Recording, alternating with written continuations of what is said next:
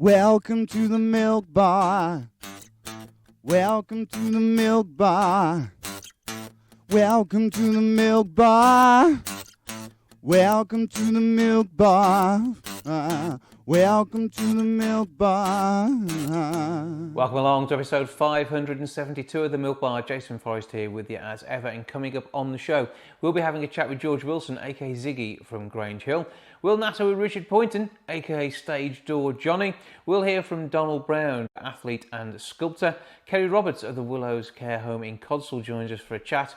We'll talk to Neil Redding of the Arena Theatre about everything to do with the world of both the Arena and 1448 in Wolverhampton and beyond. Plus, we'll be having a chat with Andy Rees of Beyond the Barricade and finding out about their online work. And we'll have a natter with Gabriella as well, the ukulele lady. That's all coming up on the show this week.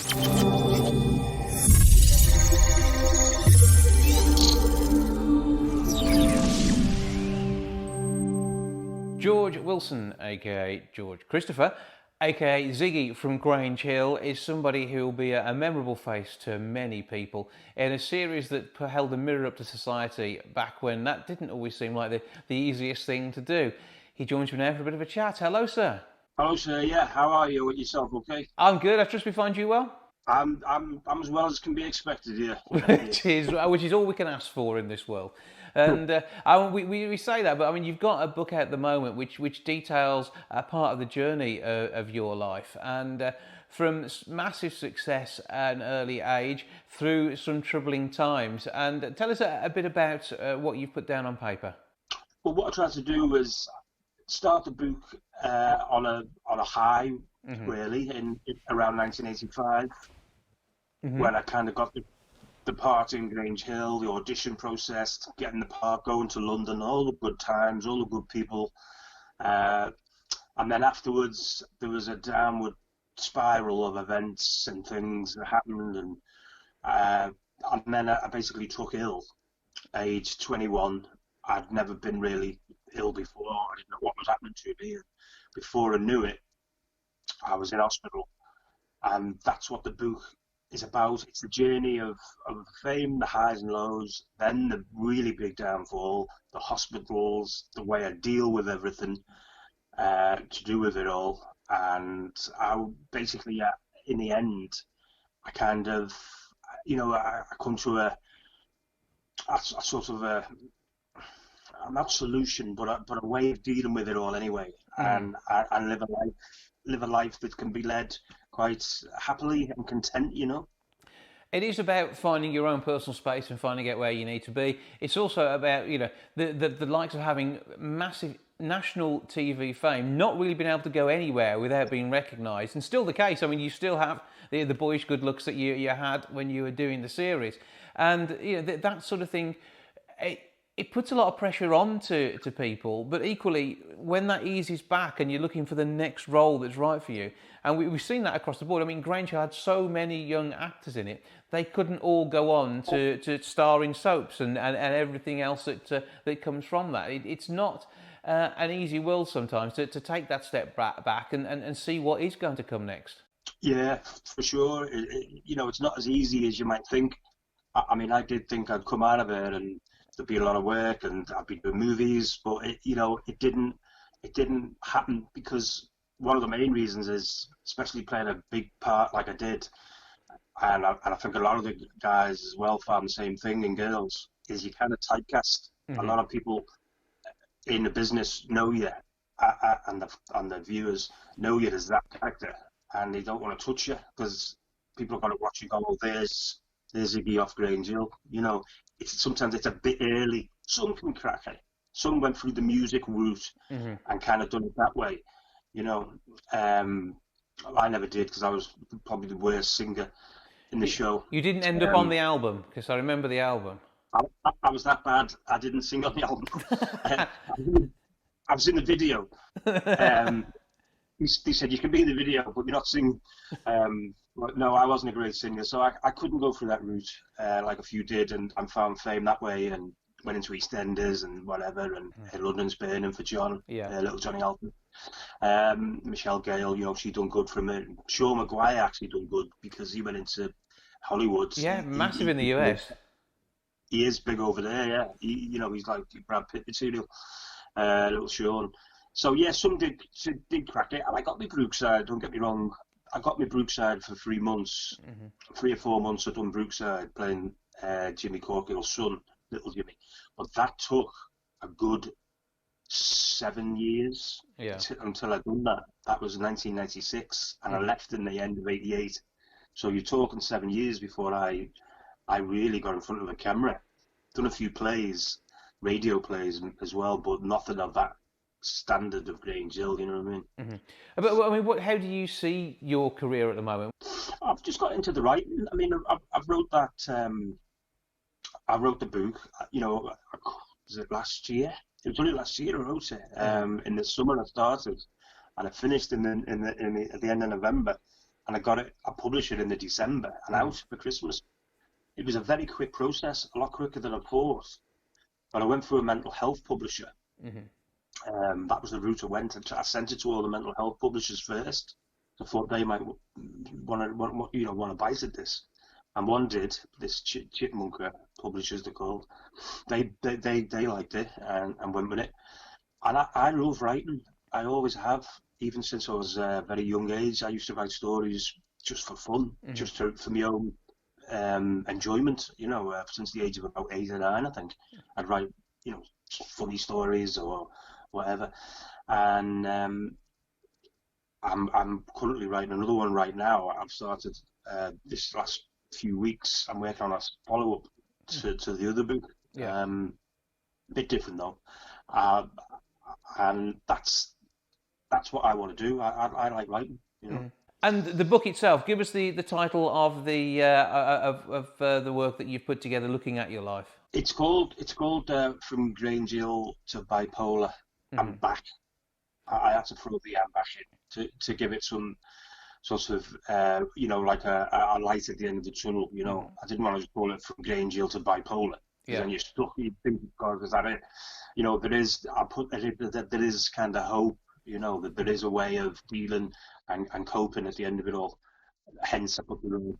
And you're managing your situation, but you have to be in control of that and taking back control. So you are you and the you want to be. I mean, that must feel like a great achievement. Yeah. I mean, it took a long time though. I've had 5 hospital admissions in my life, and 6 months at a time, and then you lose a year afterwards through to getting over it. Do you know, you're sort of housebound for a while, and you know, a lot of agoraphobia and stuff, and getting your confidence back. But I do get over it every time, and learn each time. And in the end, it kind of boiled down to just living a different lifestyle to how I used to live. I used to live on the edge of it. You know, I'd be out a lot, drinking, partying. I kind of don't do that no more. You know, I live a lot. I've got other interests now. A lot more peaceful lifestyle. My family have helped me immensely. My partner has been great as well, Mel. She understands. And my son as well. Mother, my father. Everyone kind of have been very supportive, and that's been crucial. Because a lot of people don't have that support network that I've had. So all these different things I've kind of put in place. Plus I'm on medication. I'm on a drug called lithium. I'm on it for the rest of my life. I did try and come off it the last time I went in hospital, the 5th time, and it didn't work. I went manic is the word, and I ended up back in hospital. So I understand I have to take this medication, which doesn't really affect me. It's only at night I take it. You know, and it's not like 50 tablets or something a day, is it? It's just like a couple of tablets a night. So that keeps you balanced, basically. That stops me going too high and too low. Because that, in the end, is what all it is, bipolar. It's just an imbalance in your brain. You go either too high or too low. So this prevents that. You have to get your blood tested every month or 2. just to make sure everything's okay. And I kind of I've succumbed to this now, and I deal with it.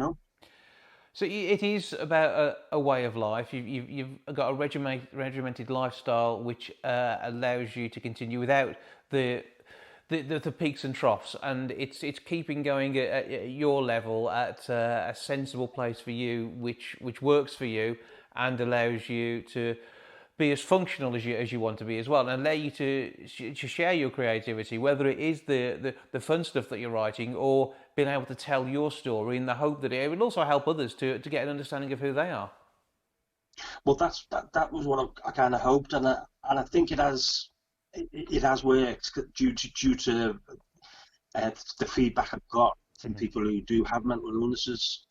I've had messages via Facebook sent to me quite a lot since I wrote it, telling me that they suffer a certain thing, and they're glad that I've come out and said this because they've kept it quiet most of their lives, or maybe it could be a message of that they suffer the same thing but didn't know how to deal with it, but now read the book. It's give them a good tip of how to deal with something, i.e. panic attacks. There's a lot of people don't quite, it's a bit of a tricky one because everyone kind of deals with it in a different way. But I put my ways, and then a few people since then I've now tried a few of my tactics and found it works for them. So it has helped in different ways, really, And it becomes a wider support circle. You've already mentioned your family who make a massive difference to your life, and they're there for you. And sometimes, particularly when youngsters have seen success, their family's not necessarily there for them. We've seen that across Hollywood, etc. The scale of what you went through, being able to be recognised every time you went out and expected to be Ziggy and not George. It's. And particularly because he was such a wild character in many ways as well. I mean, that must have made it difficult for you when you were going through the worst moments for somebody who you've been portrayed as on screen to be the opposite of the moments that you were experiencing at that time. It certainly was, because I was a shadow of my former self, especially when I come out of hospital. Mm-hmm. And I was trying to get back into society by going out again, and just maybe small steps in cafes or restaurants with my family, or just a little walk, and people would still recognise me and shout, say, come up to me and want to talk to me, and not everyone can be friendly. You do also get the a few jealous people in life, and that was a problem, especially feeling with the low esteem anyway. Mm-hmm. I had to just try and deal with these people and situations, and feeling like the way I did, it wasn't nice. Once I've got my confidence back, it isn't a problem. Mm-hmm. I can deal with anything. But when you're like that, it is daunting, I must admit. Mm-hmm. But I mean, it does mean that when you go to a restaurant, effectively you're working, you have to play a part. And if you are not feeling well enough to do that must be difficult. But again, it's something that you work through, you get over, and you're now using the whole situation you have to make sure you can see the positivity, you can be that person, and you can act that a little bit when you need to as well. Yeah, that's it. You can either sink or swim, and I chose to swim on this. I didn't want to end up. I remember a doctor. It was a great doctor once. He, I put it in the book, but the last time I was in hospital, I was sitting on a ward, and this doctor, he walked past me. Actually, didn't. The doctor was sitting there waiting to go and see another patient, and I asked him. I knew he was the best doctor in the hospital. I sat next to him. I said to him, "Listen, doc," I said, "I can't handle a sixth time in here." I said, "I just can't take it." I said, what can I do? What's the best? Can you help me? Basically, I was pleading with him, not in so many words.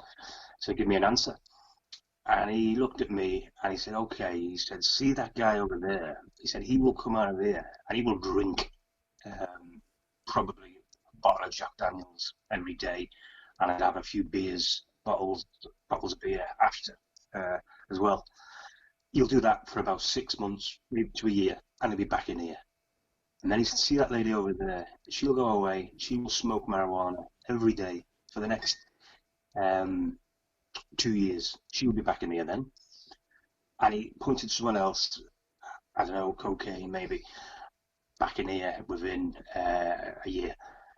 And he didn't tell me in so many words, but he made me think, you know, if I go out and start repeating the things that I do, I'm going to end up back in here every so often. And it was normally every 5 years or so for me. Mm-hmm.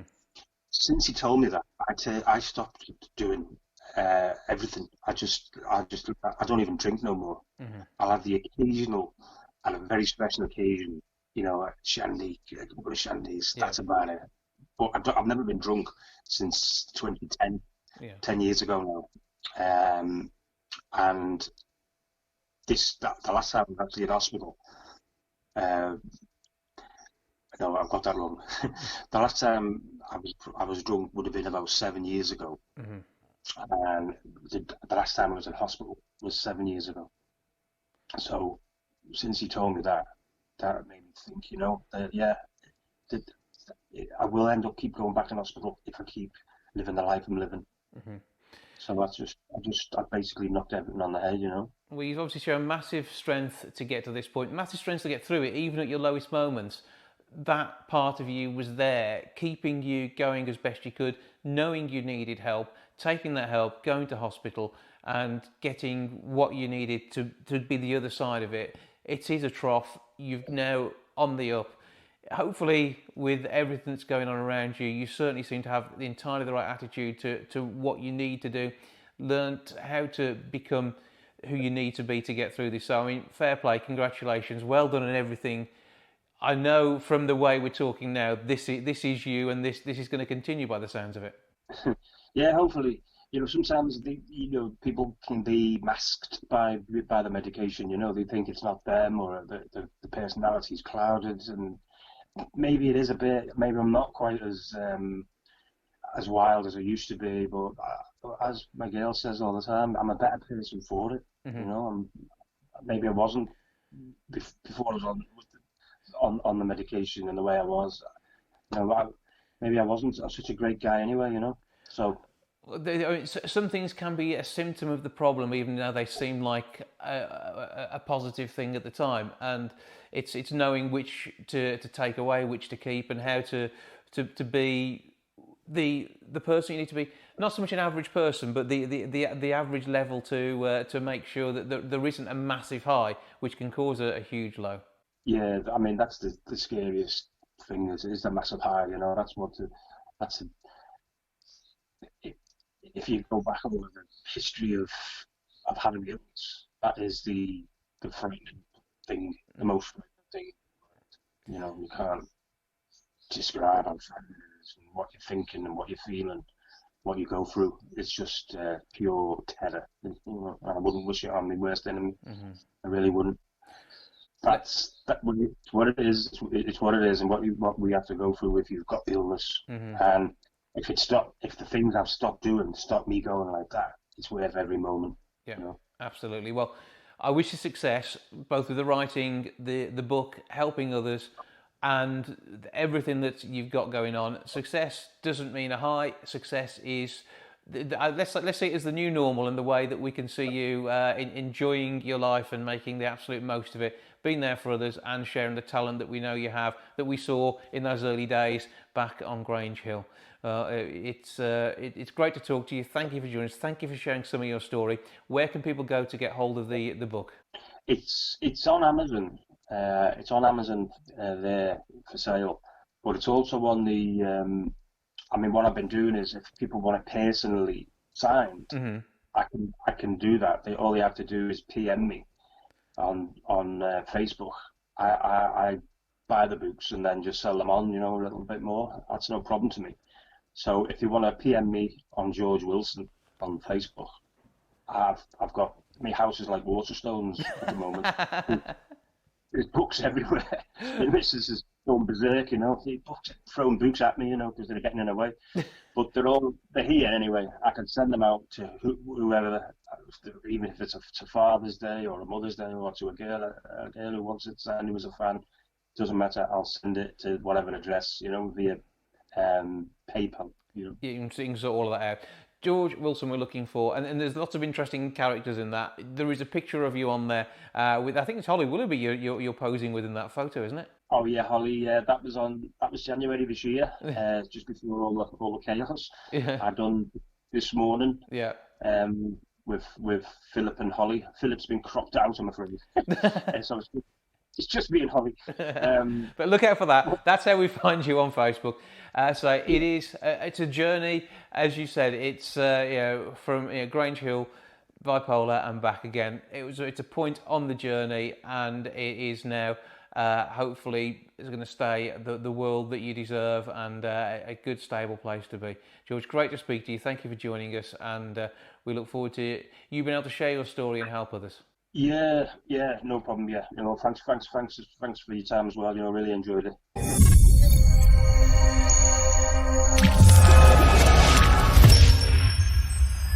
Sculptor, athlete. There isn't much this man can't do when it comes to impressing people, both on track and field and with their visual art. Donald Brown, hello, sir.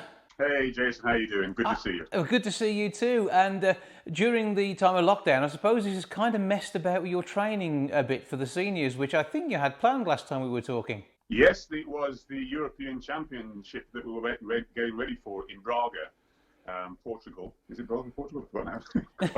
Somewhere in Europe. Somewhere in the world. That was been cancelled. Pretty much everything has been cancelled, Jason. The Europeans, the world, supposed to be doing the World Championships in Toronto. That's been cancelled. However, it's looking as though hopefully we're over the worst. And there are hints of possibly looking at reinstating some of those championships for next year. So that's good news that we're looking at next year. I know that all the athletes who are preparing for the Olympics as well and the Paralympics have been hugely disappointed with the turn of events that caused the cancellation of these things. But it has to be done. We need to keep people safe. That's our first priority. But it doesn't stop you training, though, does it? Because I assume you've been doing that literally in the back garden. You know what? To be quite honest, after the last competition, the national championships was in March 8th, I think it was. I was so exhausted. I had a brilliant 2019 and a brilliant beginning to 2020, breaking 2 British records in the national championships. Mm-hmm. But I was exhausted, Jason. I was absolutely exhausted. And I said to my coach, I'm going to take just 2 weeks off doing nothing. Mm-hmm. And I think I needed that. And so I did that. And the irony being, after the 2 weeks, and the lockdown kicked in. And you couldn't do anything anyway. You couldn't get together and train as normal. So I've been pretty much effectively on lockdown for, I guess, 2 weeks longer than everybody else from that perspective. And I've only just now, this is my second week of doing a bit of training, but nothing significant. And you know what? I've really appreciated the rest. It's my body can rejuvenate. And again, it's I wouldn't say it's difficult, but it's less incentivized. There's less incentivization when you don't have competitions to aim for. Mm-hmm. And now that we're hoping that things will begin to return to some course of normality, then hopefully we can start training again. Well, it does give you that focal point of a destination, and running without a destination isn't necessarily the best thing to do, is it? Some people can do that. I can't. I prefer not to, and you're absolutely right. I like to have targets. Mm-hmm. Then I can plan and prepare. And I admire individuals who train in the gym and on the track, but don't wish to compete. They're just doing it to stay healthy, which is great. And, that takes great discipline as well. Mm-hmm. I like to have targets and a focal point to aim for. And does this mean, though, you've had more time to spend in your art world? Obviously, sculpting is a massive part of your life as well. And that tends to take a back seat when you're looking towards competitions. It kind of sort of does. It is a question of sort of time management and balancing what one has to do. The situation I've had is being such that I have done more admin work in terms of networking and trying to get the kind of alliances that will help my company and myself to grow. And interestingly enough, you may have heard on the news that Donald Trump paid a visit to India in February to meet with Prime Minister Modi and Dr. Patel. Dr. Patel is one of the directors for Geostar. and GeoStar is the world leading expert, or they are the world leading experts in stem cell treatment. Yeah. They just received FDA approval to use their stem cell treatment to address this pandemic. And Nice. Dr. Patel, Dr. Patel appointed me as an ambassador for GeoStar, which is a great opportunity and absolutely something that I can merge with my art, because they're doing sort of stem cell treatment, obviously through their field, and I'm doing art therapy, or should I say stem cell therapy and treatment, and I'm doing art therapy. And there's an interesting sort of collaboration there. But what they like is the fact that I've achieved a level of success in different areas, as in art and sport and public speaking, and they can see the alliance there being mutually beneficial to us. Well, you're hugely engaging to listen to. I know when we have conversations, I have to check my watch. Hang on, how long have we been talking now? Because it can go on for ages. Because you've got so much of this happening, and particularly once we get you onto the world of art and sculpture, some of the great things that you've done, you can just keep talking and talking, because there's so much there, so much behind it, and I think that's something that we miss out on when we don't get to travel as much. And you've been lucky enough to do that with your sports through the hard work that you've put in. And I think that's given you an absolutely excellent grounding for seeing a lot of different aspects from all over the world. Yeah, well, I think there's a saying that goes, well, two sayings. One, which is, to whom much is given, much is required, which I take personally. And the second one is, jack of all trades and masters of none. That's not true in your case. Oh, I don't subscribe to that. Yes, thank you for pointing it out. I truly believe that is one of the ways, although it can be said to help people focus, it can also be said to limit people's potentials. Yeah. And I grew up hearing that I'm jack of all trades and masters of none, and I should just focus on one thing.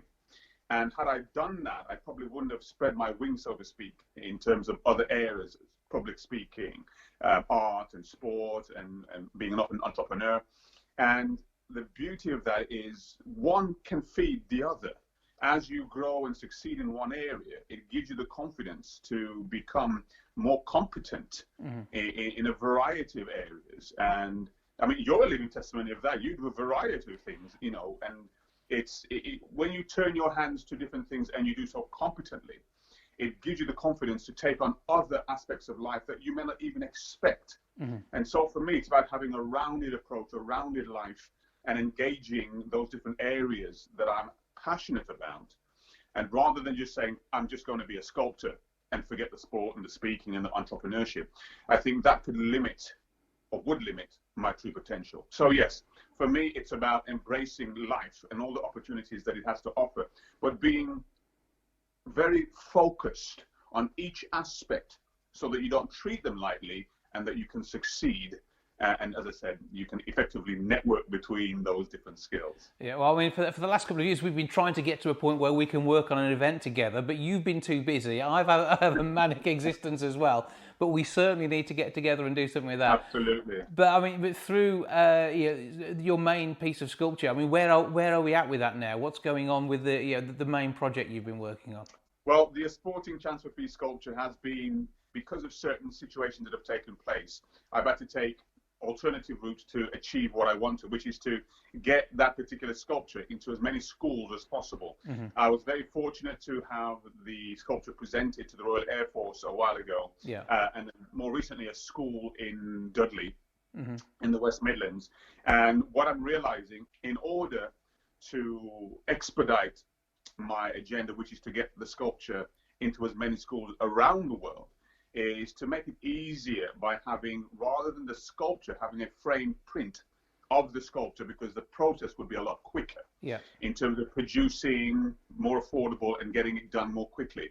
However, there will be cases where the sculpture will be presented to particular institutions, and I know you and I have talked about that, so I will be following up on that. The interesting thing was, with the situation in India and Dr. Patel, before the pandemic arrived, we had agreed for me to go to India and to create a sculpture in public view to bring the community together and present one of those sculptures as well to a location there. So there's a lot sort of bubbling under the surface, and once the pandemic sort of hopefully subsides, then I can get back into, the swing of things.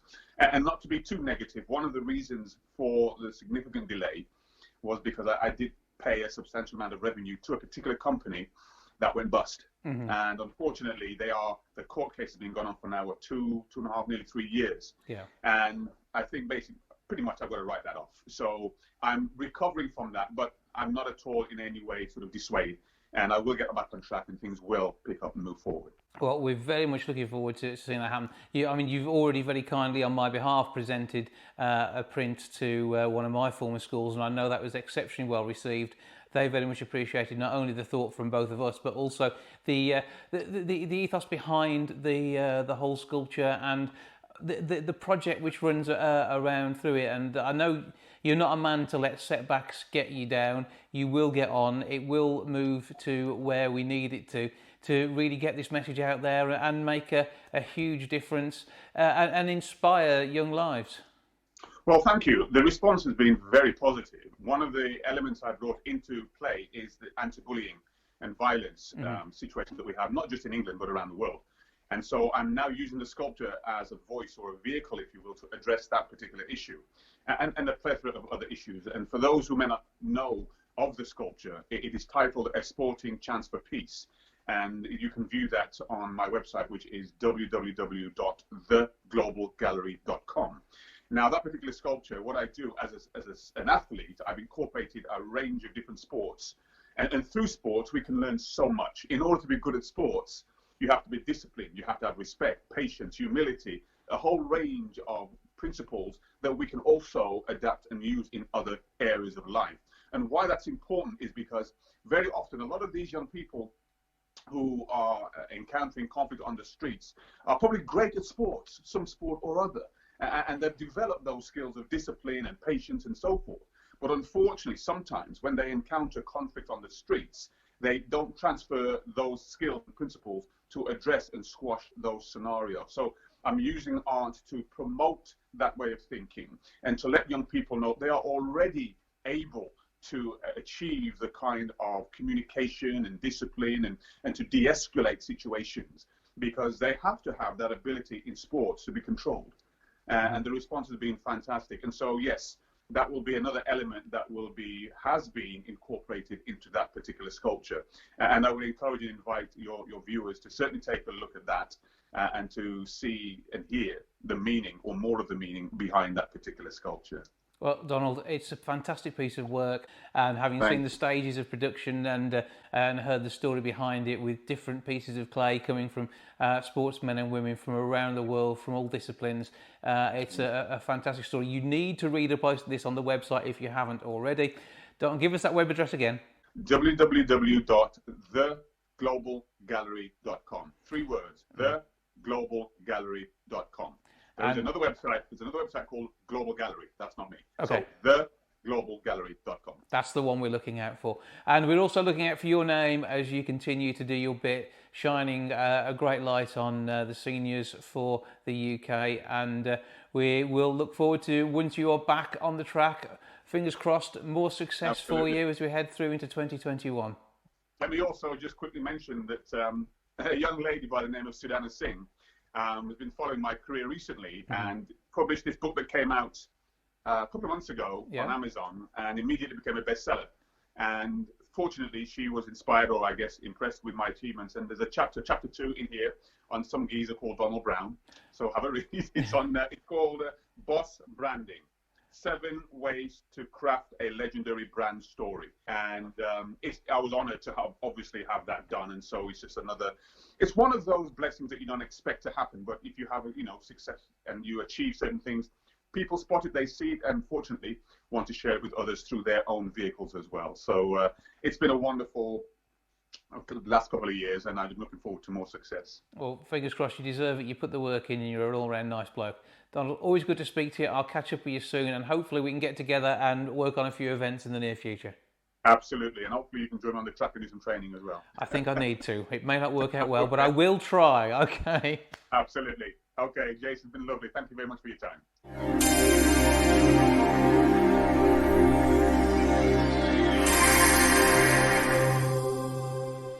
Gabriella, the ukulele lady, is always good fun to talk to, proven even more so by the hat she's wearing at the moment. Hello. Hello, Jason. How are we doing? Nice to see you again. I haven't seen you since Christmas. I know, last time we got together it was for the end of year quiz, and we had a bit of a festive sing-along, and unfortunately we're not allowed to get together just at the moment, but I've seen you doing videos singing to your garden, which I think it probably enjoyed. Oh, yes. I like to visit people outside their windows, especially people who can't get out. Right. Then I'll stand in their gardens and sing to them through the window. That works, and I assume that's put a lot of smiles on people's faces. But I mean, your music and fun is always infectious, and we do love what you do. And what else have you been, whilst not being able to get out and about, have you been up to? I've been learning the guitar with a passion. Right. I've got a fantastic guitar teacher. He's a Mexican, but he lives in Bavaria. Right. And I met him at a Czech ukulele festival about 3 or 4 years ago. Yeah. He was playing the ukulele combo, but he was playing his guitar with the combo. Yeah. And you make friends on Facebook, and we just kept in touch here and there. And then I found out that he was a guitar teacher, and I was so impressed with his guitar playing on stage. So I've been having lessons from him, and he's amazing. He's got me fired up.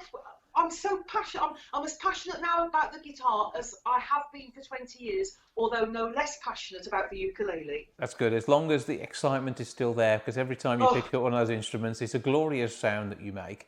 And so I mean, what do you think you're going to do with the guitar work? Have you got plans there for a second career? Well, I'm hoping just to include it, when I'm out having fun with my ukulele. But it's I've been stuck in the year 1927 with my ukulele because it's all novelty songs and music hall, which is what I like to do. Yeah. And And now playing the guitar, it lends itself to, I'm learning some sort of Latin and jazz and some more modern things like the Beatles. Whoa! Really, you're that far up to date now. That is impressive. I know. I think my most modern one is 1972 so far. Oh, fine vintage. That I remember. Well, I don't remember 1972 at all. I was born then, but it was a good year. Rub it in, Jason.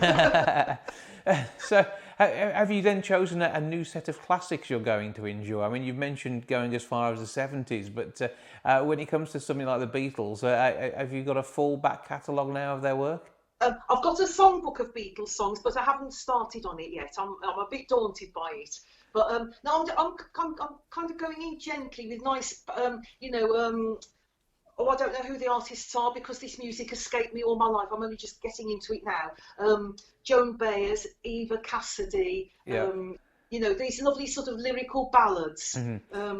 Joan Baez's work, absolutely phenomenal stuff, and you've got some fantastic stuff there. The album Bowery songs is brilliant and a fantastic live one. I can recommend that if you're trying to get a little more up to date. Thank you. I always like a recommendation because then every time I sing that song that's been recommended, I think of the person who's recommended it. So I'll find one in there and dedicate it to you, Jason. That'd be absolutely lovely. And with your performances, socially distanced through windows, has your local area been ready for this? Did they know what to expect? Well, actually, with the hand clapping that stopped now on a Thursday, it's very bittersweet. This is because one of my lovely neighbours and friends was very sick with motor neurone disease, and his wife asked if I would come and sing outside his window every Thursday at 8 o'clock, and all the neighbours, absolutely socially distanced, all down the lane. They'd all be clapping and banging their pots and pans and make way for me to cycle up with my ukulele. Yeah. And then we'd have a big old sing-song. The acoustics just happened to be brilliant. It bounced across the houses, so it didn't need any amplification. Then the week before hand clapping ended, which we weren't to know at this time, but that's when he left us. And his wife said, please come and sing anyway to the empty window. And it was the most poignant thing, and that just happened to coincide with the last hand clap anyway. So it was really bittersweet, but everybody said, if it wasn't for that, this communal getting together and singing, there was just nothing. It's such a quiet little place, and it was a highlight every Thursday at 8 o'clock. Well, I mean, the timing seems to be right for that to come to a close, and it's such for those families who have lost people and they want a smile on the faces, that your infectious energy, I'm sure, will help and do something special for them. You have the uke there, so you're going to sing for us now. What are you prepared to do at this point? What shall we sing? How about something nice and dreamy? All I do the whole day through is dream of you. Take it away. Okay. All I do the whole day through is dream of you. With each dawn I still go on and dream of you. You're every thought, you're everything, you're every song I ever sing. Summer, winter, autumn and spring, and were there more than 24 hours a day, they'd be spent in sweet content, dreaming away. When skies are blue, morning, noon and nighttime too. All I do the whole day through is dream of you, dream of you, dream of you. Absolutely fantastic, loving it. So we'll expect a back catalogue of Beatles songs. In fact, you could even maybe do some Beatles songs on the uke. Do you think that could work? I'm sure I can eventually, because of course the Beatles and especially George Harrison were all massive ukulele fans, weren't they? Mm-hmm. They got up to all sorts of stuff. Yeah, well they were, yes, but they were, especially George Harrison. He was a member of the George Formby Appreciation Society. So this could have potential. I look forward to seeing what we get here. Meanwhile, though, just briefly, tell us the story on the hat, because the flowers on it are absolutely wonderful. Well, I always wear a hat. Someone once, people try to label you, and I've always been the ukulele lady, and just recently I've been called the singing cyclist because I go out on my bicycle with my ukulele strapped to me, and I sort of stop any passers-by, especially when they've got children, and I say, oh, I'm just about to sing a song and I need some help, and the children can help me, and it's a lovely way for them.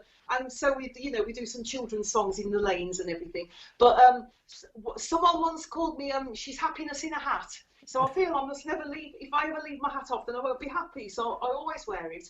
And I always, at the moment, I've got my Hawaiian garland in. But whenever I'm passing people's gardens, if I'm visiting them, then I'll pick, with their permission, of course, I'll pick a little bloom and stick it in there. So I've got a nice memory of everybody I know and visit. And press the flowers when you get home as well. That sounds like a plan. That's it.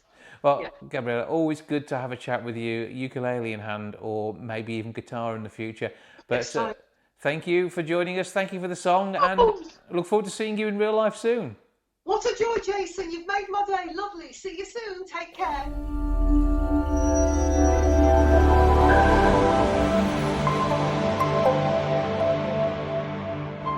For more than a decade, Beyond the Barricade have been entertaining audiences in theatres across the UK, cruise ships across the world, and loads of other places in between. To tell us more, I'm joined now by Andy Rees. Hello, sir. Good morning, Jason. How are you? I'm okay. I trust the world is treating you reasonably well just at the moment. Yeah, well, it's all very, very different, isn't it, for us all? I mean, personally, it's wonderful getting time spent at home with the kids and doing all the jobs that I should have been doing and catching up on different things. Yeah, this is basically your time off for the last 10 plus years, because you are normally so often out on the road, your feet barely touch the ground. So this must be quite good for you. Yeah, as I say, it was completely unexpected. So we were in the throes of the tour, and we were actually supposed to be in Australia now. We were going over to play some dates in Australia. So we've just had to kind of occupy ourselves in different ways, and also plan for the futures. But yes, you're right. I mean, when I go back to the Les Mis days in Manchester, when myself and David Fawcett were in it, and then moving the show forward and coming out of that with Beyond the Barricade and touring, it's been, you're right, it's been non-stop. Absolutely. So don't get used to this though, because you are in such high demand. As soon as we can get you back out there, you will be back out there. Yeah, but you've just alluded to the time in the wonderful Les Mis. So give us the background to your current set of stars. Oh well, in Beyond the Barricade at the moment, we've got the constants from the singing point of view of myself and David Forrest. I mean, David was in the West End production of Les Mis and in the Manchester touring production of Les Mis, doing the role of Jean Valjean, which I guess most people will know that that's the lead role. Yeah.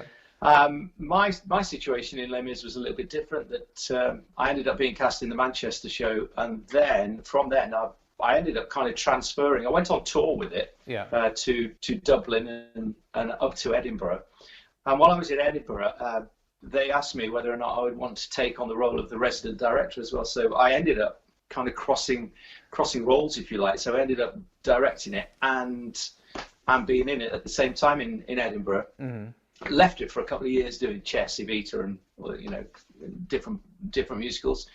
And then when I went back on the UK tour, it was as the resident director for the first national UK tour of Les Mis. So that was my path in it. Then in Les Mis, Beyond the Barricade at the moment, we have Katie Leeming, who was Eponine in the West End production, and Poppy Tierney, who played the role of Cosette in the West End and the tour. So there's always a good pedigree for everybody who's involved in this, and this is not only about bringing the songs from Les Mis to the stage, but also the whole world of musical theatre, and even something like the Suddenly Seymour's, which are taken from Little Shop of Horrors. I mean, you guys can turn your hand to pretty much anything, can't you? Yes, it's very important for us to not just do the kind of the massive musicals. So even now, we were just we're just putting in stuff from Hamilton, of course. I mean, it's the massive new, the big show to see. Hopefully people can go back and see it very, very soon. But yes, I mean, we've been doing songs from all kinds of different genres of music and keeping ourselves kind of up to date with the current musicals, not just the blockbuster Les Mis and Miss Saigon and Blood Brothers and all of that. So, but people do want to see that. That's the thing, and the way in which you guys can do this absolutely does all of it justice. Absolutely. I think it's very important for us to never forget that that's where we started. and if we ended up taking, people come on see David Forrest and they wanted to sing Phantom of the Opera and they wanted to sing Bring Him Home from Les Mis. In between that, we can do other things. But if we take those musicals out, goodness me, the audience would tell us about it. Yeah. But it's all about having a fun night, and you can do that with the talent, and also having the live music as well, and I think that gives the whole ethos of a West End show, doesn't it? Yeah, that's very important to us. I mean, we've never ever gone out onto a theatre stage and used click tracks or backings and stuff like that. So everything that we do is live from a vocal perspective, and also from the band. The band just works so hard to recreate that big orchestral feel, because of course when we're touring, particularly in the smaller theatres, of course, that you can't take an orchestra for cost and for logistics reasons. We'd love to. Don't get me wrong, we would love to, but we're in a situation where we have to create that sound. So it's very cleverly layered with the keyboards, strings on one hand and trumpets and stuff on the other hand, and then Russ on the bass. He's not playing the bass, he's playing the bass, and then he's playing the tuba, and then he's playing the Chapman stick, which is the upright version, electric version of the bass. So there's all these different things. Our drummer has got electric pads, so suddenly in Lion King he can make it sound like African drums. So it's all very, very, work on it really, really hard to make it live. And it is an enjoyable show to go and see from start to end. And there isn't a moment where there isn't like the hair sticking on the back of your neck, the vocal range of you and all the other performers. Like, you're just an amazing instrumentalist yourself. And I'm not saying it just because you're there, but some of the stuff I've seen you do is phenomenal when it comes down to the playing. How you do that and sing and do facial expressions at the same time is beyond me. I think that's something that you do in time. I think it's with anything else. When I started, I can always remember when I was a young lad going to piano lessons and hating every minute of it. And getting out of it as soon as I can, and then I get into my late teens and I'm thinking, why didn't I learn to play piano properly? And so I just kind of teaching myself from that point onwards. So Yeah, that's where that came from, really. And are you instilling this in the kids as well? Are they getting a musical background? I think more so with I mean, I've got older kids, and I mean my older kids love music. I mean they all do. None of them are doing it for a living, which is pretty good at this point in time. But the younger ones, yeah, I think Matilda and Leo are very, very keen on doing the you know, they love music and they love singing. They bash the piano here, and you know, hopefully they'll pick it up. Well, with Beyond the Barricade, you've done some interesting stuff online whilst you've been away from actual stages, and there's been a little look back into the history as well, hasn't there, of late? Yes, that's right. Yes, we not being able to do anything live and up to date, we decided that we'd look back and see what we got, and so we dug out some old recordings of David and myself, and we also did a choir thing where we asked all of our kind of fans on the BTB Facebook page to send in themselves singing "Do You Hear the People Sing?" So we sent them a track and they layered it. We had 50 or 60 vocalists singing just from random people that had sat in our audience, which was great fun. So it's all about making new things happen. Crazily, we also found out a spooky movie that we found from 2000 that we just put on our YouTube channel, which is mental. It's absolutely crazy. It's nothing to do with music. But we are actually doing this week, which is great for you to get me to come on at this point in time, because we're just at the moment doing this remote thing. So myself, Katie, Poppy, and David are going to be delivering a song later on this week. So we're going to put that out at the weekend. Okay, so probably Sunday. We can look out for that one. So give us the details of where we need to go to see all of this stuff, and including that new song that you're going to be putting out over the weekend to come. Okay, well, we're all on all social media for Beyond the Barricade is the old at BT Barricade.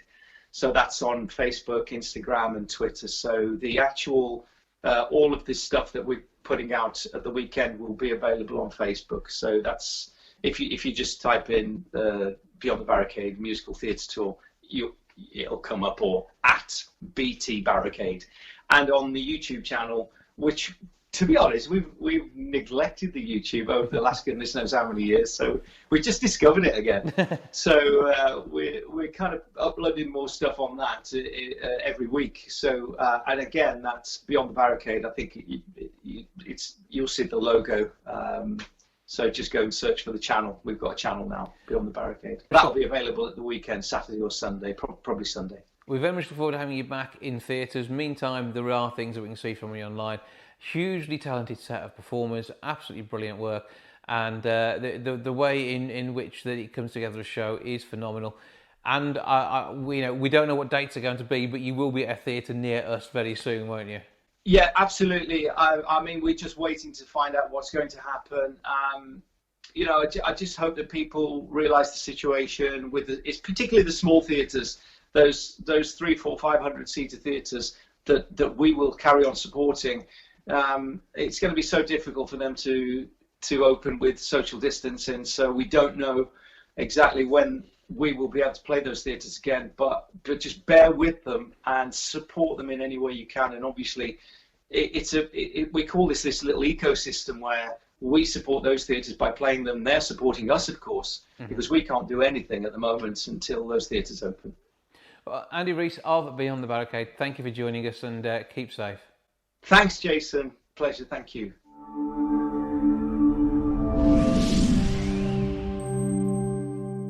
Willow's Care Home in Codsall's been working hard to look after their residents during this difficult time. To tell us more about what's been going on and a video they've produced, I'm joined now by manager Kerry Roberts. Hello.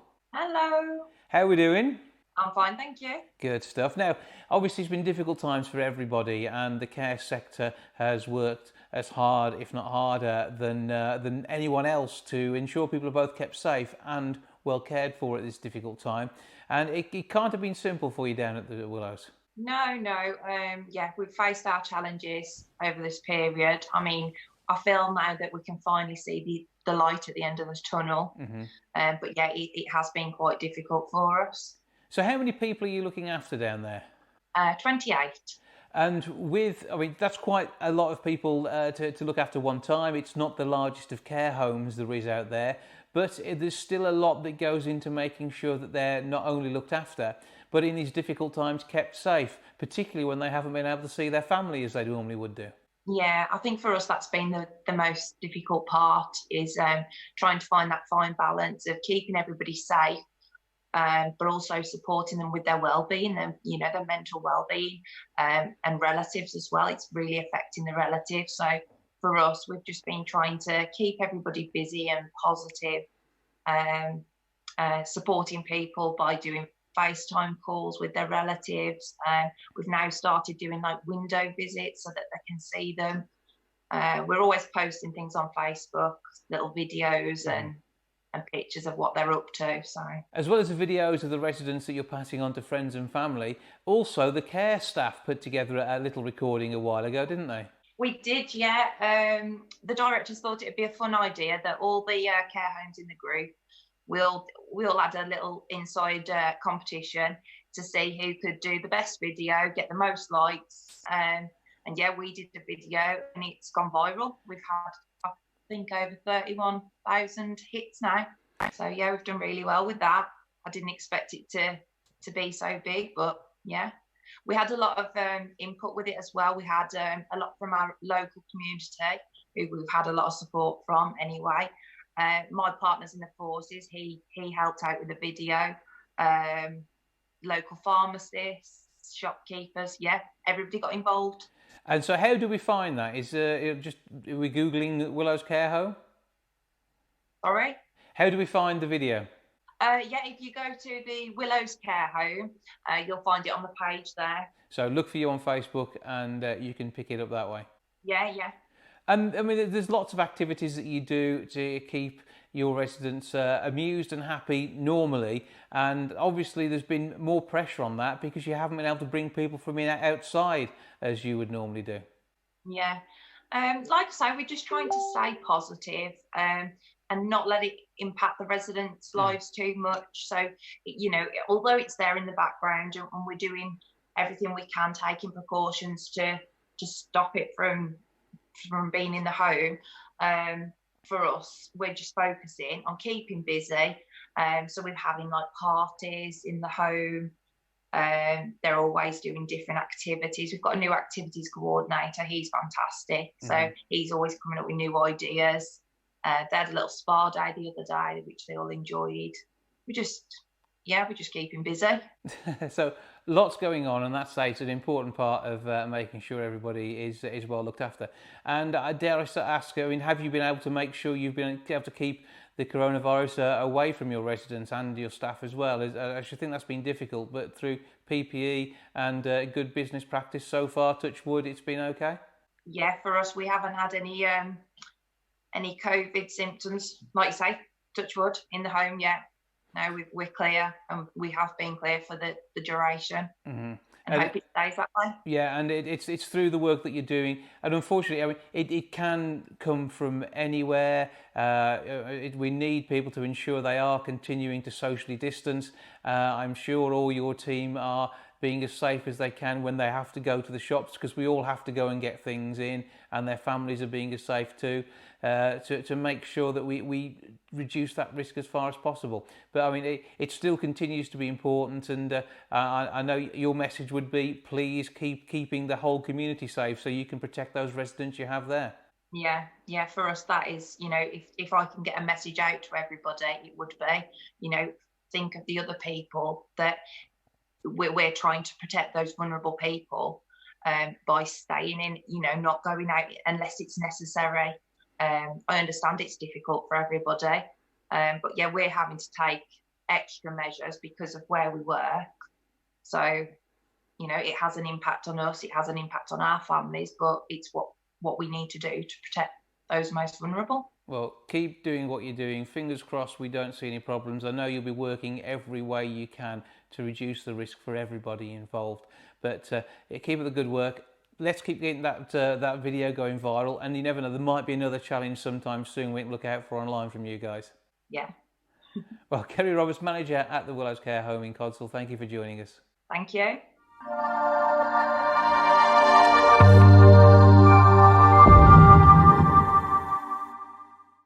Richard Poynton is involved in all sorts of bits of the art world, including being stage door Johnny at some interesting burlesque nights, amongst many other things. He is Trey Cabaret, and he joins me now for a chat. Hello, sir. Hello, how are you doing? You're all right? I'm good. How is your world just at the moment, and not quite as busy and a lot less burlesque than normal? No, a lot quieter than usual.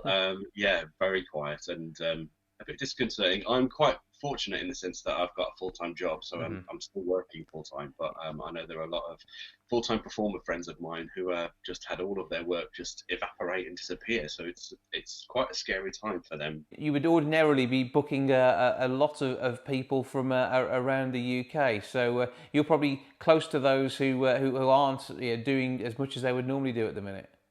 Yeah, absolutely. It's really difficult at the moment because obviously we don't know when this might come to an end, and so the dates we're able to book for are just getting pushed back further and further and further. So it's increasingly difficult to plan anything really. And I suppose one of the problems is a lot of what you do is so heavily audience interactive. It's going to make it a bit difficult to do that online without it being the wrong sort of venue. Yeah, there have been quite a lot of attempts at burlesque shows online, really successful attempts as well, I should add. I know that Hebden Bridge Burlesque Festival, which is one of the biggest burlesque festivals in Europe, was due to happen over the bank holiday weekend in May, May 1st. So I think it was April 30th through to May 4th, I believe. Yeah. So they had to shift their entire operation online, and it was really, really successful. And they just did kind of one night only. But I just think you can't really beat that lived live experience, that shared experience in a room together.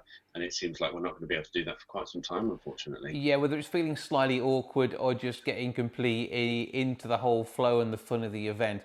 It's all however this sort of show works for you. And we see you now there, and you're nowhere near as sparkly as you often are when we see you. I know I'm in a hoodie. This is like Dress Down Friday, but for 3 months. The costumes are in the wardrobe. The things will kick off again. And I suppose if you had a chance to sit down and work on some new ideas whilst everything's been a little quieter than normal? I've been trying. I really have been. But I think what's been tricky is obviously there's just so much to deal with in the world that I've actually found being creative really difficult, because all that's on my mind is kind of things that are happening globally at this moment, and it's very difficult to kind of shut that out. And also, it's really difficult to try and think whether you want to write about COVID and things that are happening, or whether people are going to kind of completely want to forget it when they actually are able to have a night out. It is often about trying to find the escapism from that, and that's what the arts brings to us, and we haven't got that to help us through so easily at the moment. Definitely, and I think in terms of the broader theatrical world, I've seen some live streams of theatre shows, but I think there's actually went to a performance by a company called Coney last night, and they've actually created a piece specifically for Zoom called Telephone, and I think there's actually a really interesting point now where people are specifically making work for that particular medium rather than just streaming stuff that they've already got. So I think there's actually some really exciting things coming out of this restrictive time, I think. And what do you want to do next? Because there's always a new project with you. And as I say, we've seen Trey Cabaret doing absolutely fantastic stuff, and long may that continue. I'm not suggesting you stop, but there is always something interesting. Often that you do some bits and pieces in the Amdram world as well, just for a bit of a tickling of the acting muscles, I suppose, too. But what else is going on in that mind of yours? Well, there's a few things ticking away up here. So just before lockdown happened, I'd launched a bingo show, a bingo cabaret called Bingo Hun, and we did one show, and we'd got one planned for October, so fingers crossed that's able to go ahead. But that's going to come back for sure in a kind of developed way, because that kind of just came out of the fact I just wanted to do a bingo show and I didn't really know what it was going to be like. be or how it was going to work, but people really loved it and the response was amazing. And I do have a few ideas about some other theatrical projects that I'd like to get off the ground, because it's just given us a lot of time to really take stock of things that we really want to do. And it's, I think, only in these situations where you're put in a situation where you can't do those things that it really makes you kind of consider what it is you actually want to be doing. And I can see you doing the bingo show online. That could it be an interesting one for a Zoom call, or you to be spotlighted in some way on there. That would be an intriguing one to make. Yeah, definitely. I've got a bit of a sparkly shirt. Oh, okay. So sparkly shirt ahoy. I might have done a private bingo show for someone's birthday. Ta-da! There we go. That is a bit of quality. So the costumes are there. I've got my bingo balls. All we need now is the people and some cards. It's fine. Okay, well, I think there could be a downloadable printed home version that could possibly happen there. That could work. But I mean, loads of fun to be had, and as I say, things will be back at some point. Give us the details of where we can find you and what you are doing online at the moment. So in terms of Trey Cabaret, you can find us on Facebook and on Instagram and on Twitter, all with the same handle at Trey, TRES Cabaret, CABARET, and you can also give me a follow as well as at Stage Door Johnny, which is all one word, no gaps. And some amazing fun to be had there, and you never know, that sparkly shirt could be back online before you know it. For sure. We'd like to see that. Richard, good to speak to you. Keep up the good work, and we're very much looking forward to your return to I think both amusing, sometimes torturing, and putting smiles on the faces of your audiences across the region. It's very consensual torture. Perfect. It's really good to see you.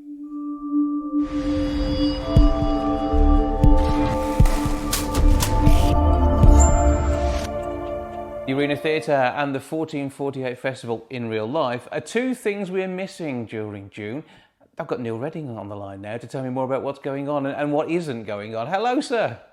Hi, Jason. How are you? I'm good. I trust we find you well and full of life. Yes, absolutely. Yes, given the circumstances, doing very well. Absolutely. And I say we're missing an awful lot of stuff. And normally you'd have a brilliant programme of shows taking place at the Arena. You're still working on new programmes, which will be through a new way of presenting things at some point. But 1448 just hasn't stopped, has it? No, well, you can't stop 1448. I don't think. The guys over at Leicester, a couple of weeks after we went into lockdown, had a bit of a conversation about how they might carry things on, and so they started 1448 working from home, which has been going for, I think we did our 10th week this week, or 11th week anyway. It's been every Tuesday night for the last 10 weeks at least. We've been doing just a couple of plays rather than the usual 14 online, but the plan is to carry on for another 4 weeks so that we get to 14 nights during lockdown that we'll have done. So yeah, it's been really exciting, and people finding new and innovative ways of making theatre and working together and still collaborating and keeping a little bit of the 1448 spirit alive until we can get back into a venue in the real world and do it again the way we normally do and the way we love to do it. Oh, well, yeah, the output has been pretty much relentless, a constant stream, literally a stream, of fantastic new material, and I've been dropping in and out of that, and even just the intros and preparing for the events has been so much fun, and that's because there's such a fantastic team of creative people around. I think the one I feel most sorry for when it comes to the fact we haven't got a 1448 in Wolverhampton is Pove, who would normally be sticking things together and making stuff, and because she doesn't get to do that at the moment. No, I mean we over the weekend that we should have been in Leicester doing the normal 1448 festival in Leicester, we did a slightly bigger version where we did 4 plays for 2 days on the Friday and Saturday, and we did have a design team for that weekend, but it was very much about putting together videos and sections in between things and working out what you could do with digital backgrounds. And yeah, there wasn't much call for Pove and her glue gun, unfortunately, and I think she is missing it.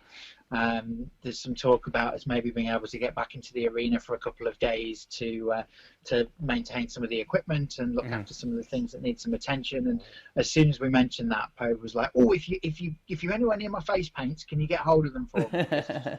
Yeah, I think she's missing the creativity while we're in this situation, but I'm sure we'll be back, and we're very keen that basically, as soon as we can, once we're back in the building and we've got some sense of normality back, and we can safely manage 70 people in the building, trying to make some theatre, that we'll absolutely do it again. So we might not have to wait until June 2021. We might be able to squeeze a festival in between. Hopefully, fingers crossed. Let's see what happens. Yeah, that would be good to see. And as the world of the arts has kept going in new and innovative ways, because that's what the world of arts does. And it has toyed a bit with stuff online, but as it well knows, financially supporting yourself with that is a nightmare. And we're talking about performers from all parts of the world of art who are taking part in things like this, and there is no money there at the moment, or relatively little, and monetising things is hard work. And when there's so much free stuff, people wonder, well, why should I pay for things? And I think, as somebody who is making sure the arts is alive in the city and is so passionate about it, it must be quite painful for you to see in some ways the amount of stuff that you've been taken for granted. Yeah, it is really difficult, and I think you're absolutely right. There is so much quality out there at the moment. It's a really great time, actually, in terms of access for people to theatre work, because just the example of what the National Theatre are doing on a Thursday night, they're sharing shows which the vast majority of people would never be able to get to, either because of geographical restrictions or financial restrictions, or just life getting in the way, going all the way down to London to the National Theatre, and you're probably looking at spending £300-400 to make that happen. It's not something that everyone's got available, and the vast majority of people now have got an internet connection and access to YouTube, and so to be able to get hold of this theatre at this time is really important. I think it is difficult, and for smaller venues like ourselves, it's a real challenge. But I think one of the things that it's doing is that it's informing people that that's an option and that's a choice. And I think what we're going to see over the next couple of years is venues like the Arena, like the other fantastic venues across the city in the Black Country, and other fantastic venues around the country. We're innovating already. We're already having conversations about how do we make this happen? How do we keep this going in the real world? And when we're back, how do we keep this democratization, really, of the arts, which is really exciting. So can we offer streaming? How can we monetize it? How can we get people to use it as a gateway into our venues? Mm-hmm. Can we, take advantage of this? Some of those National Theatre live streams have had over 1 million views, and that's incredible. Mm-hmm. And for the 1448 Working From Home Festival has had over 10,000 views. That's an audience that 1448 could never get inside a building. It just mm-hmm. wouldn't happen. So even if we were sold out for our runs, we couldn't get anywhere near those kind of numbers. So it's really exciting in a way. It's really difficult at the moment because we can't be in a venues generating that income, which is going to allow us to continue doing those things. And it is going to come down at the end to government intervention to save a lot of places and a lot of venues, and we hope that between them and the Arts Council that support keeps coming. But actually, as always, as you said, we're an innovative group of people. We're a creative group of people. That's what we do. And we're trying to keep that moving and keep that. What's the new way of doing this? If when the Arena reopens, and it will reopen, we're only allowed 20, 30 people in our auditorium, how do we make sure that we're still serving the people of Wolverhampton and the Black Country? How do we ensure that we're still getting out to those people?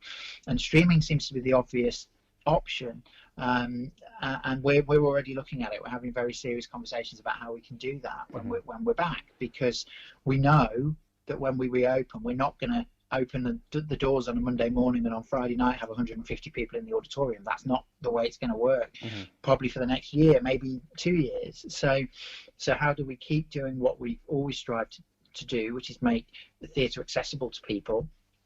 Actually, one of the things this lockdown has done is it's answered a lot of the questions that we've had for a few years, really, about can we do this? Is there an audience for this? How do we manage it? How do we monetize it? And I think that's what we'll see. We'll see a shift over the next year from these things, which at the moment, for people's morale and people's mental well-being, are being offered for free. I think we'll see a move towards a paid system. I would very much expect that within the next 12 to 18 months there will be something which looks like a Netflix for theatre. And I think there's a couple of those services out there at the moment, but they're not particularly they don't have a particularly big audience, they don't have a particular spread, but I think one of those will probably rise to the surface. And then what I think is important is when a service like that comes along, that there is a level of democracy to it, and it isn't just your national theatres and your Royal Shakespeare companies and your Andrew Lloyd Webbers who are able to put content on there and receive financial recompense for that, but that venues like the Grand Theatre, venues like Royal Exchange in Manchester, venues like the Birmingham Rep, and then venues like ourselves, the smaller community venues, can also get access to those platforms and share the work that they're doing. And it is going to be a huge shift in the industry, but it's one that we've probably been thinking about for the last 5 to 10 years, but this has given us an opportunity to actually be able to do it, and we've had to do it, which is often the best way to make things happen. You have to do them and then they happen. Yeah, when something's enforced, it makes a difference. And we need to get past the idea that paying for something is a paywall. Now, that's something that the newspapers came up with, and it sounds horrendous and puts people off. You've got to think of it as an electronic virtual ticket to something that you want to see. Also, you talked about the theatres putting stuff on, and we've got to do it in such a way as it doesn't negate the tour, because the tour of so many shows is what really keeps regional theatre alive, and it brings in 100% the best way these shows to people. And then when you're looking at seeing what the National Theatre have done with shows on screen, it's not quite the same as being there, but it does bring a flavour of that. So, it is going to be finding a balance in the new future and seeing how we can make this new way work and provide some brilliant theatre at a cost-effective price for those who just can't get there anyway, and still at a sensible price for those who would normally go. And because tickets for theatre shows aren't cheap because of the product you're getting. You're getting real people on stage. It's not like a film where, okay, you may spend millions, but you've still got millions of people who can see it. You're actually spending money each time somebody walks out onto that stage. And whether it's 150 seater capacity at the arena, 1100 plus at the Grand, or some stadium venue with a lot of people seeing a show that way, it's got to be cost effective, and you've still got to pay those people on stage a sort of rate of pay that you want to get. Absolutely, and that's going to be the key bit of it, really, is to work out how do we make it work. And we're starting to see it already. A couple of venues are already now starting to toy with the idea of selling tickets. The Old Vic are reviving Lungs, and they're selling tickets there, and we're watching. We're watching with real interest into how it works for them. I know that there's a company called the Original Theatre Company who had 2 shows on tour when lockdown hit, and they managed to get them both recorded. They're incredible foresight from them that they managed to get them recorded.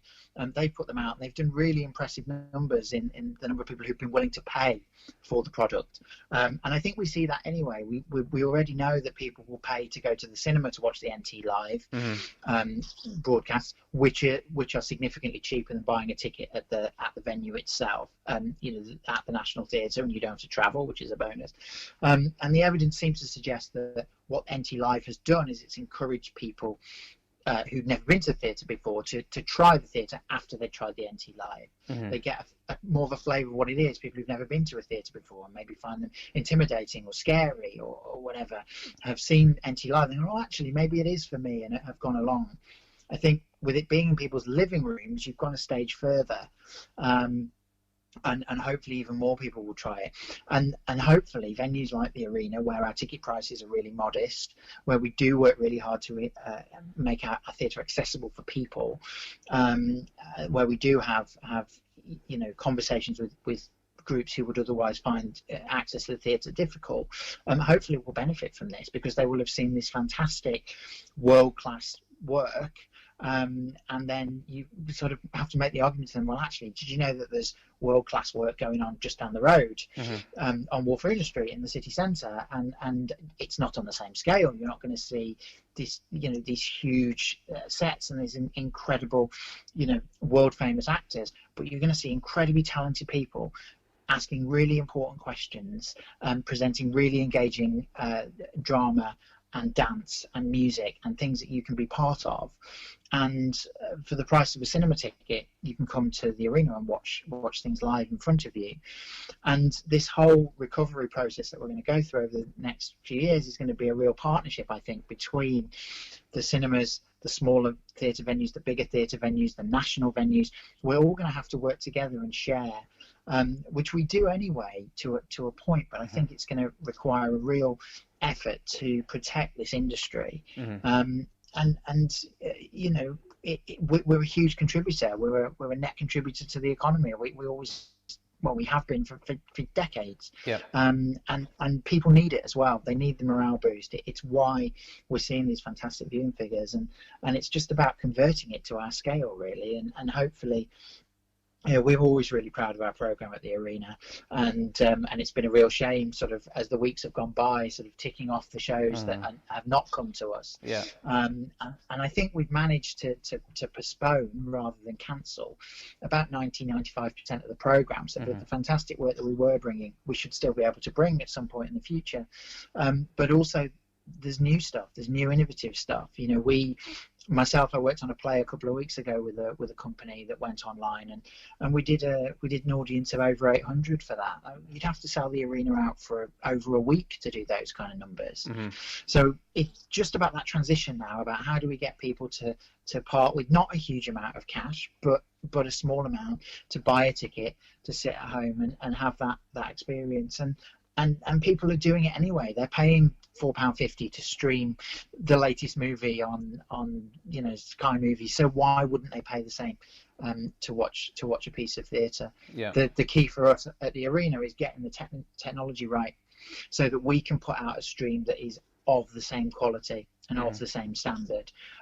We want to try and see if we can move quite quickly towards a world where it's not just a GoPro stuck in the grid somewhere, but actually we've got a fairly strong sort of broadcast quality streaming offer, and that's what my team are working on right now, to see if we can do that for hopefully within this year, so that we can start offering experiences for people again. Yeah, and it opens up a whole new world as well, because you'll need more human camera operators. There'll be some technology that'll do things, but you either want someone driving automated cameras or real people who can follow the action. And it is about the stuff that goes on in the background at the theatre. You should always watch the whole stage, never focus on just the one performer, unless it's a one-person show. So, you know, and even then there's things that happen. So, you know, it is about the whole visual landscape of it. It's not focused the same way theatre and television, film and television is.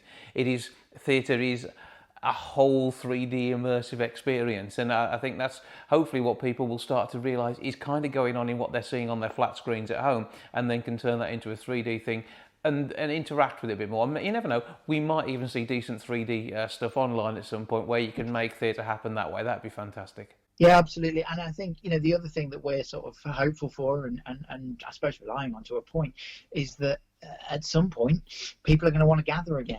And actually people are going to really yearn for gatherings. You know, I think we've seen it already with the last couple of weeks, and things starting to ease a little bit, and how desperate people have been to see family and friends, and just to share communal experiences. You know, for most of us over the last 3 months, we've seen the people who live in our house, and that's it.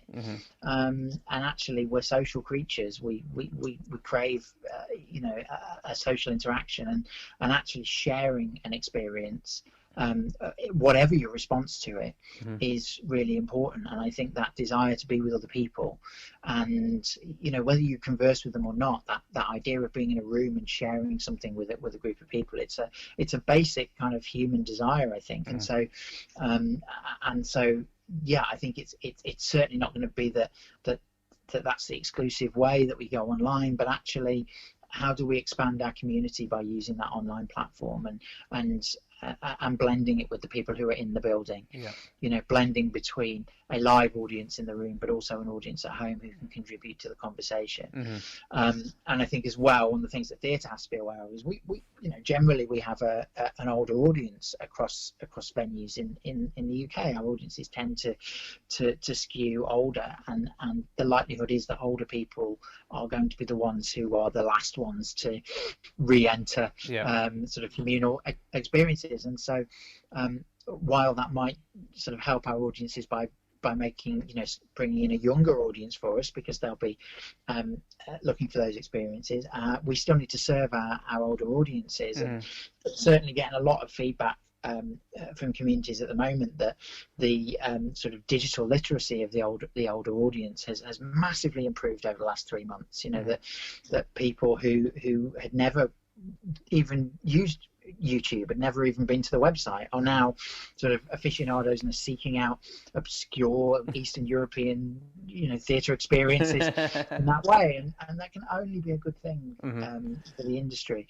If we get the monetization right, then I think it's going to be much more the norm. I think that people will experience things in that way, and hopefully it'll stretch people's horizons as well. People will try things that they never thought they'd try before, and that's always been what the arena's been about. It's always been about, why don't you come and watch something where you haven't heard of the person who's in the lead role, and you don't know what the story is, and you don't know what we might be able to we might be about to talk to you about in this particular piece, but just come in and trust us that it's at the arena, it's quality, so come and have an experience with us. And I think that's what we're going to be striving to get back to as soon as we possibly can. Absolutely. And also hopefully these small pots of ginger and honey ice cream, which I'm missing terribly as well.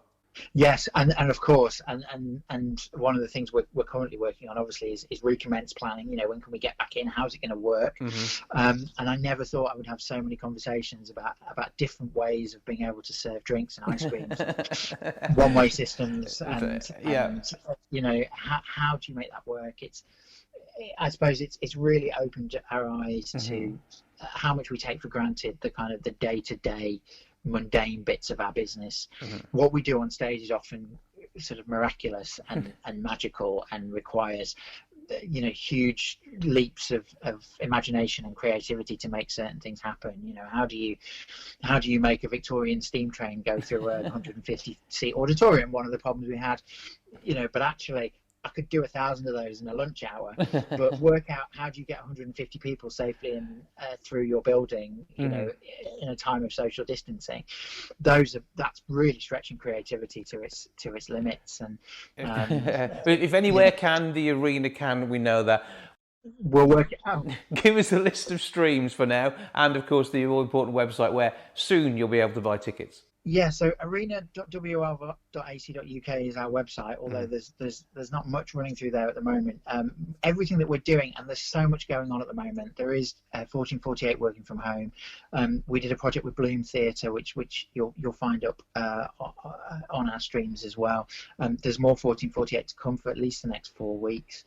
There are some other projects that we're working on. There's a great opportunity for young people to write a monologue.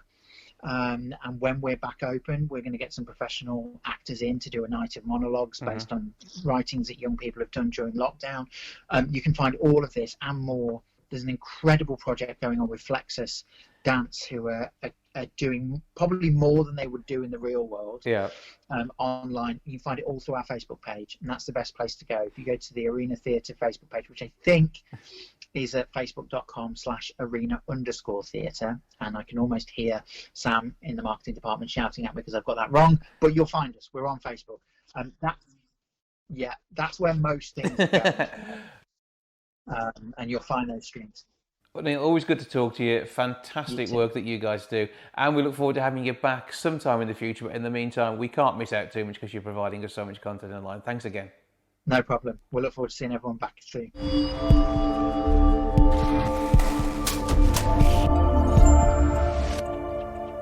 Well, that is your lot for this week. Thank you so much for joining me. Back with episode 573 next week. I look forward to having you along then. See you then. Ta-ra for now.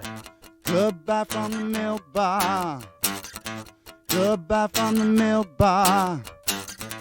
Goodbye from the milk bar. Goodbye from the milk bar. Yeah. Goodbye from the milk bar. Yeah.